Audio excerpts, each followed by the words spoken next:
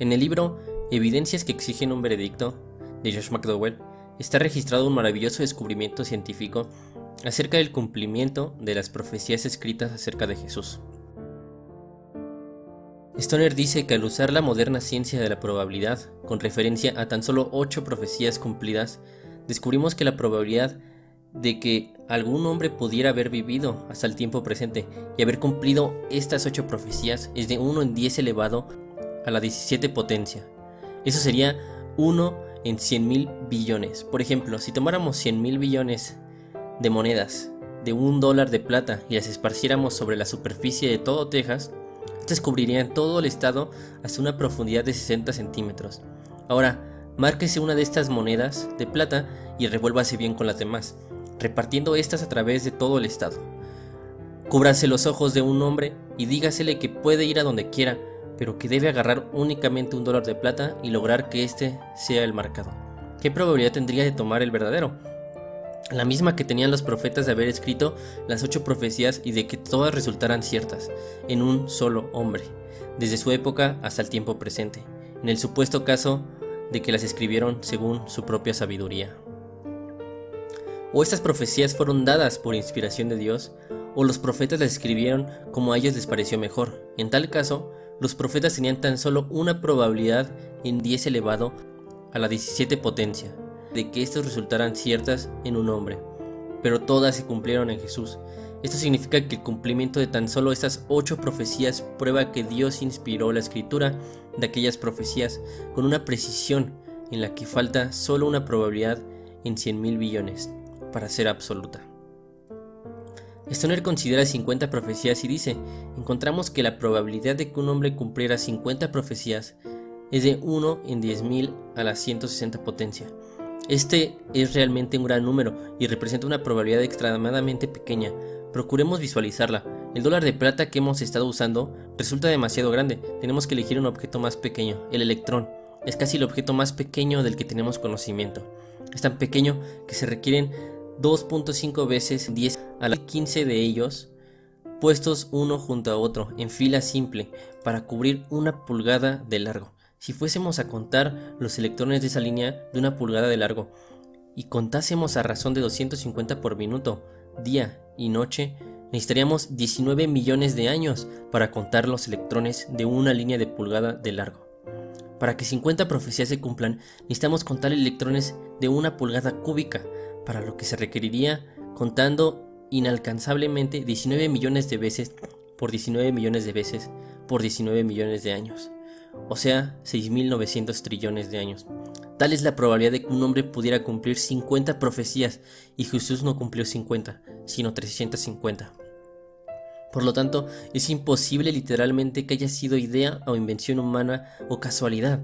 El científico francés Émile Borel demuestra que si hay algo a nivel cósmico o terrenal que excede al índice de probabilidad de 10 a la 50 potencia, entonces no ocurrirá nada. Esto significa que estadística y científicamente hablando, la probabilidad de 10 a la 51 es igual a 0, lo que significa que es imposible. Entonces, la probabilidad de 350 profecías sería de 10 a la 800, 750 ceros más por encima de la absoluta que determina la imposibilidad matemática. Y Jesús cumplió todo eso. El cumplimiento de las profecías en Jesús va muchísimo más allá de la imposibilidad de lo imposible. Solo Dios pudo haberlo hecho.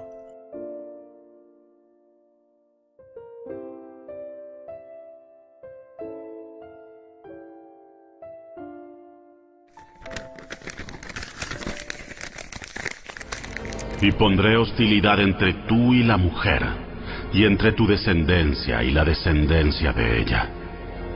Su descendiente te golpeará la cabeza, y tú le golpearás el talón.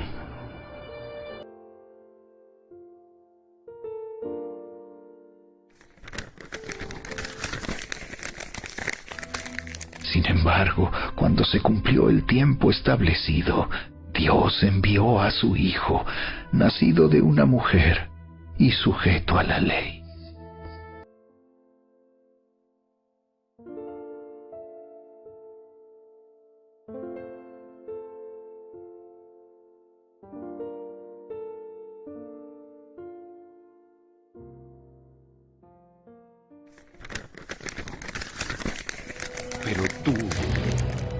Belén Efrata, eres solo una pequeña aldea entre todo el pueblo de Judá. No obstante, en mi nombre saldrá de ti un gobernante para Israel, cuyos orígenes vienen desde la eternidad.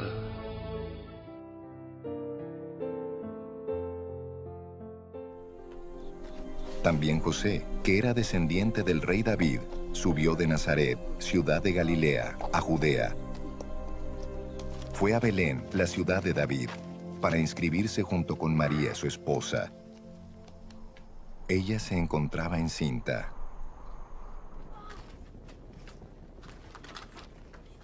Y mientras estaban allí, se le cumplió el tiempo.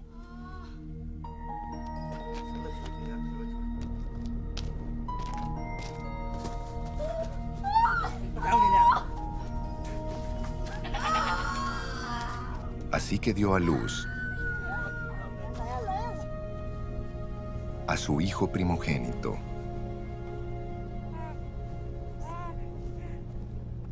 Lo envolvió en pañales y lo acostó en un pesebre, porque no había lugar para ellos en la posada.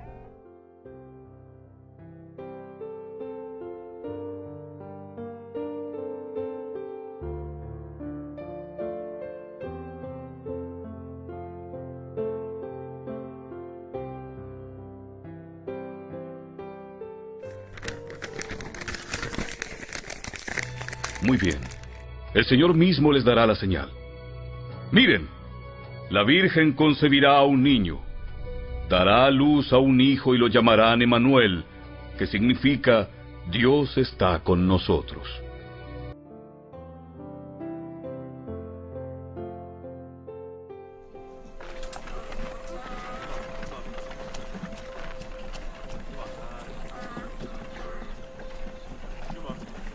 El nacimiento de Jesús, el Cristo, fue así. Su madre María estaba comprometida para casarse con José. Pero antes de unirse a él, resultó que estaba encinta por obra del Espíritu Santo.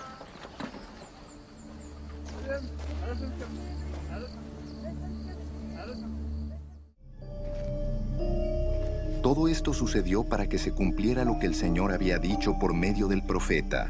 La Virgen concebirá y dará a luz un hijo, y lo llamarán Emmanuel, que significa Dios con nosotros.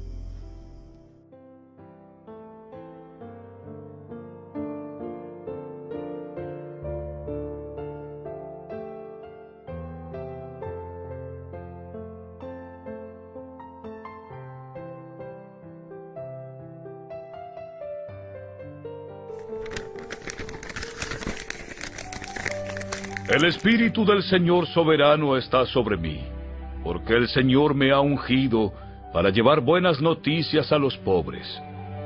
Me ha enviado para consolar a los de corazón quebrantado y a proclamar que los cautivos serán liberados y que los prisioneros serán puestos en libertad.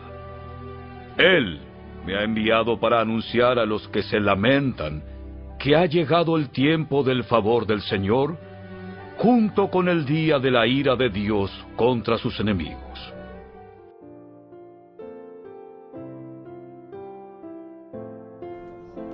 El Espíritu del Señor está sobre mí, por cuanto me ha ungido para anunciar buenas nuevas a los pobres. Me ha enviado a proclamar libertad a los cautivos y dar vista a los ciegos, a poner en libertad a los oprimidos,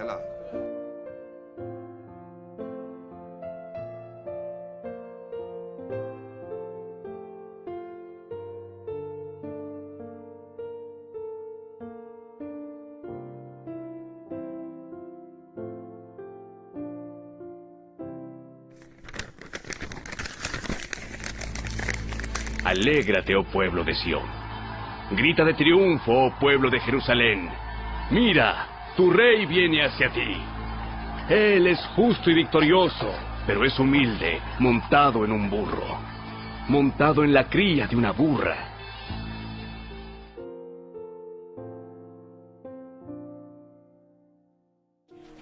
Esto sucedió para que se cumpliera lo dicho por el profeta.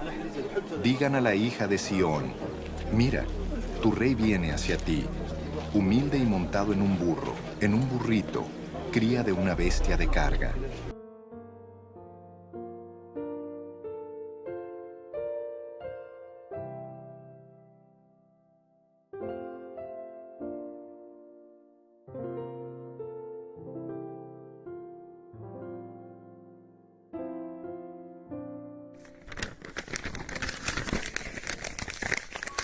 Hasta mi mejor amigo, en quien tenía plena confianza, quien compartía mi comida, se ha puesto en mi contra.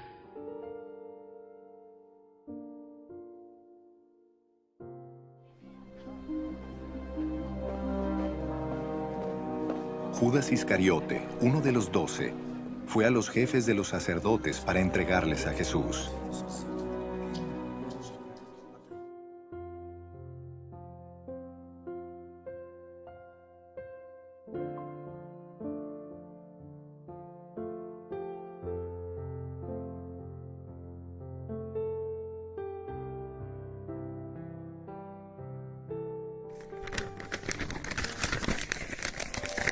Al ser condenado injustamente, se lo llevaron. A nadie le importó que muriera sin descendientes, ni que le quitaran la vida a mitad de camino. Pero lo hirieron de muerte por la rebelión de mi pueblo.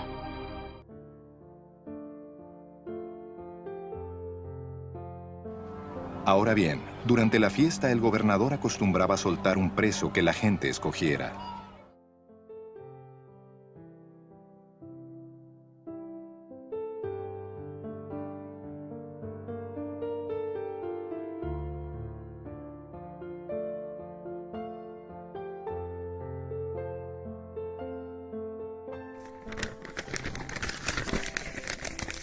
Yo le rendiré los honores de un soldado victorioso, porque se expuso a la muerte.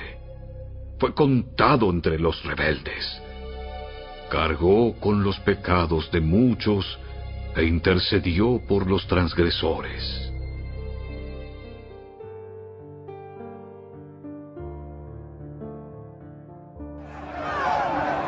Con él crucificaron a 2 bandidos, uno a su derecha y otro a su izquierda.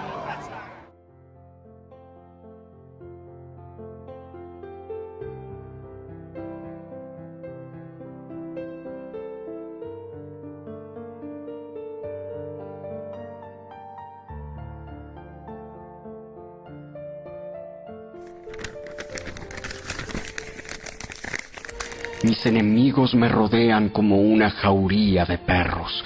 Una pandilla de malvados me acorrala. Han atravesado mis manos y mis pies.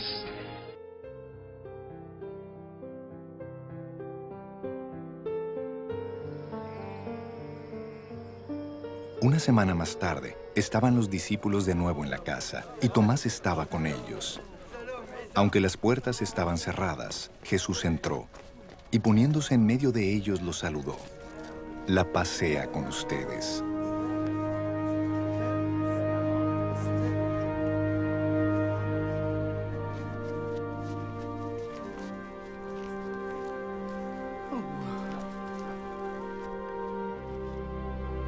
Luego le dijo a Tomás, pon tu dedo aquí y mira mis manos. Acerca tu mano y métela en mi costado.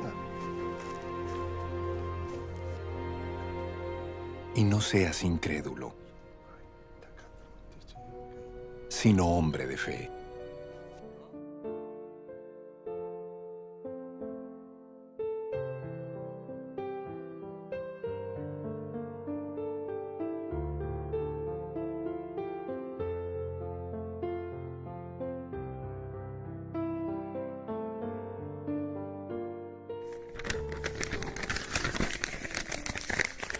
Pues tú no dejarás mi alma entre los muertos, ni permitirás que tu santo se pudra en la tumba.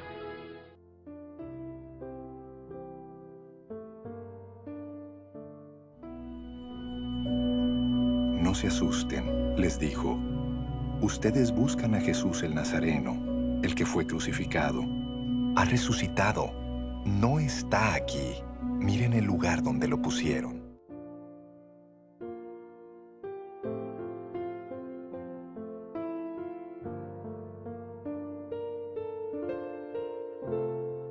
Al experimentar pandemias mundiales, colapso económico y creciente conflicto internacional, muchos sienten que estamos viviendo en el tiempo del fin, profetizado en la Biblia. El mundo ha tenido desastres naturales extremos, terremotos, erupciones volcánicas, pandemias e incluso guerras mundiales. Pero ¿sabía que la Biblia predice la llegada de un nuevo mundo, un nuevo gobierno mundial al que llamamos el mundo de mañana? Ese gobierno mundial no será dirigido por presidentes, dictadores, reyes o primeros ministros. El nuevo gobierno mundial será gobernado por un gran ser espiritual que vino a la tierra como Salvador del mundo. El Mesías, Jesús de Nazaret, regresará como Rey de Reyes y Señor de Señores. ¿Cómo lo sabemos con certeza? Lo sabemos con certeza porque se puede probar que la profecía bíblica es verdadera y precisa. Según la Enciclopedia de la Profecía, la Biblia contiene 1817 predicciones sobre el futuro. Conocemos la precisión de estas profecías a causa de las incontables profecías que ya se han cumplido. En este programa veremos asombrosas profecías en la Biblia que se han cumplido en exacto detalle como fue profetizado. Usted puede probar el poder de la profecía con su Biblia.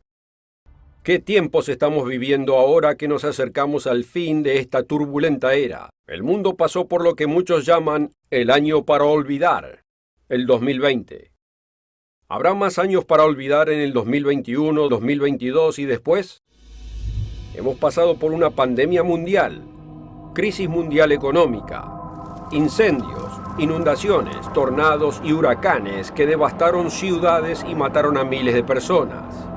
Por no hablar de disturbios, asesinatos, guerras y terrorismo en todo el mundo. Las naciones y corporaciones están ganando codiciosamente propiedades y poder. El ciberterrorismo roba tecnología valiosa y secretos industriales. ¿Dónde terminará todo esto? La profecía describe el futuro de las naciones. El caos actual finalmente culminará en la Tercera Guerra Mundial. La buena noticia es que esto será seguido por un nuevo gobierno mundial llamado el Reino de Dios. En la Biblia también se llama mundo venidero, en Hebreos 2:5. ¿Cómo estamos tan seguros? Gracias a la poderosa revelación de este libro, la Santa Biblia. Uno de los ejemplos más asombrosos de profecía cumplida es el Mesías profetizado. El Antiguo Testamento contiene más de 300 referencias de su venida. Peter Stoner, en su libro Science Speaks, examinó la posibilidad de que una persona cumpla solo 48 de estas profecías. Para que eso suceda por casualidad, sería una de cada 10 seguido de 157 ceros. Como alguien calculó, esto sería como tratar de encontrar un electrón específico en todo el universo conocido del primer intento. Y eso considerando solo 48 de los cientos de profecías mesiánicas que se cumplieron. En otras palabras, las profecías sobre la primera venida de Cristo nunca podrían haberse cumplido por azar. Estas fueron predichas y cumplidas con cientos de detalles exactos. Usted puede confiar en la profecía bíblica. De hecho, su vida depende de ello. El Manual Bíblico de Halley enumera varias profecías mesiánicas y su cumplimiento en el Nuevo Testamento. Aquí hay algunas.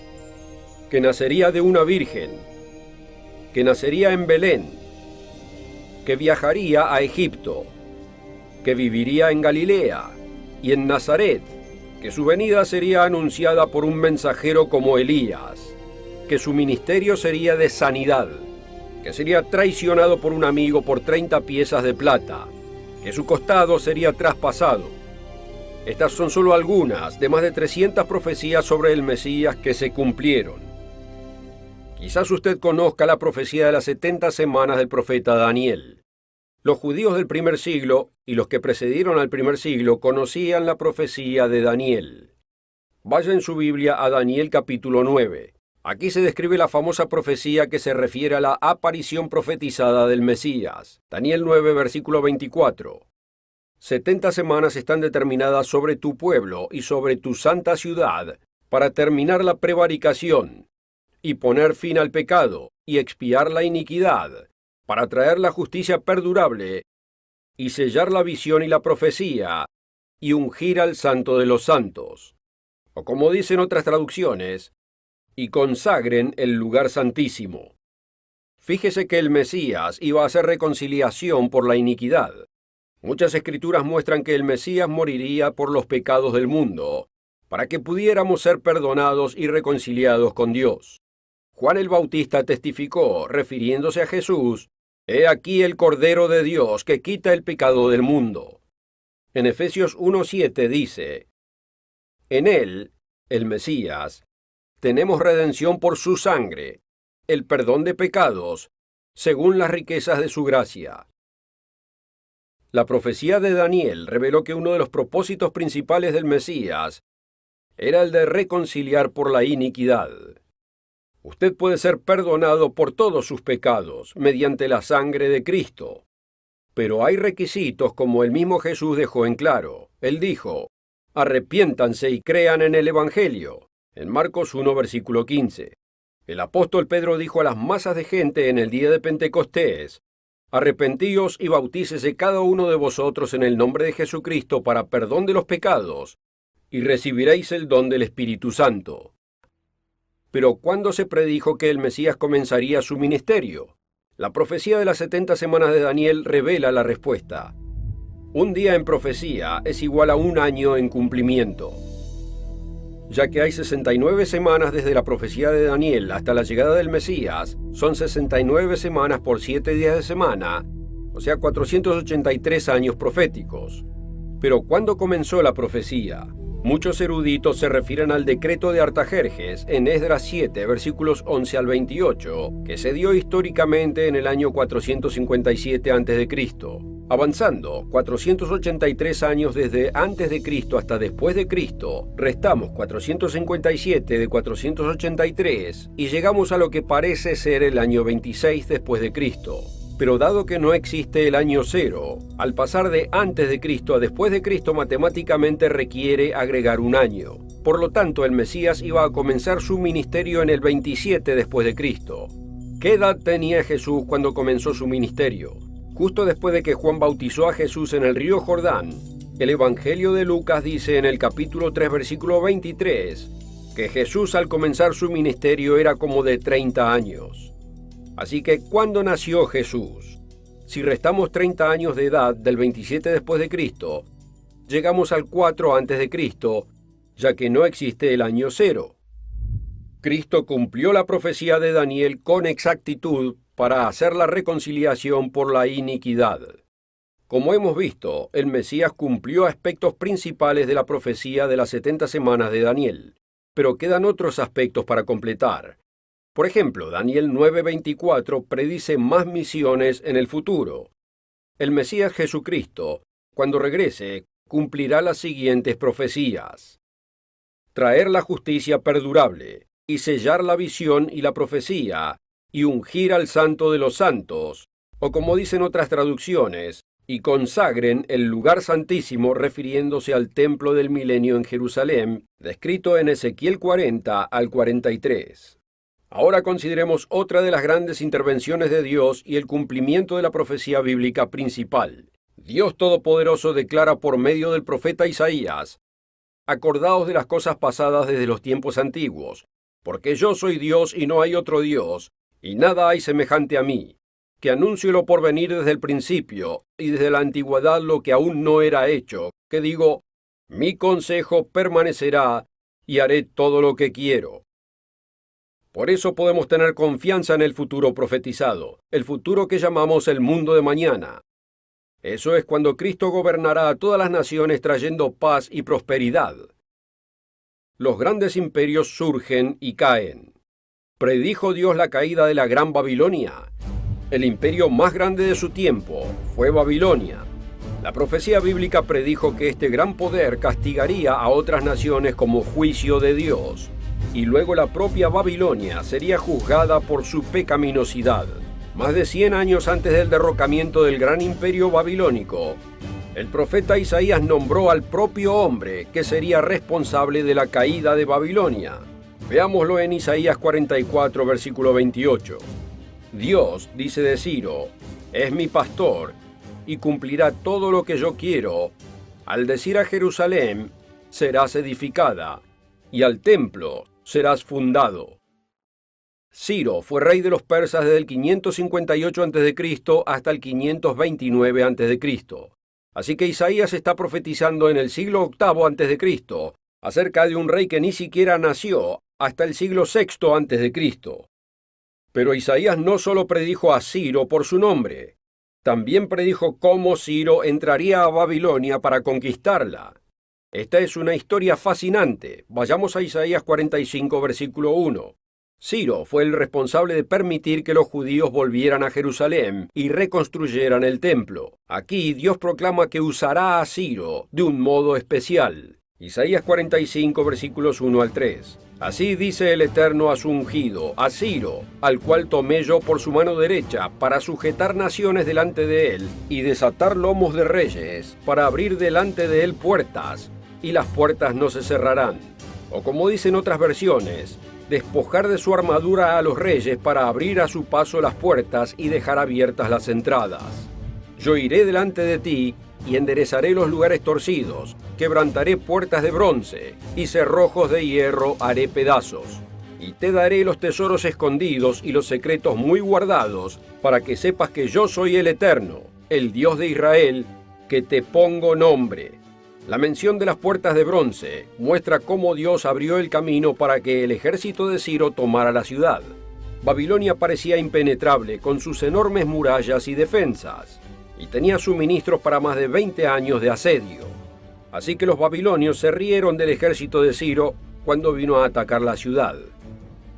El río Éufrates atravesaba el centro de Babilonia bajo las enormes puertas de la muralla. Ciro utilizó un método ingenioso para eludir este obstáculo. Sus hombres cavaron canales río arriba para desviar el flujo del río. El historiador griego Heródoto también escribió sobre este evento.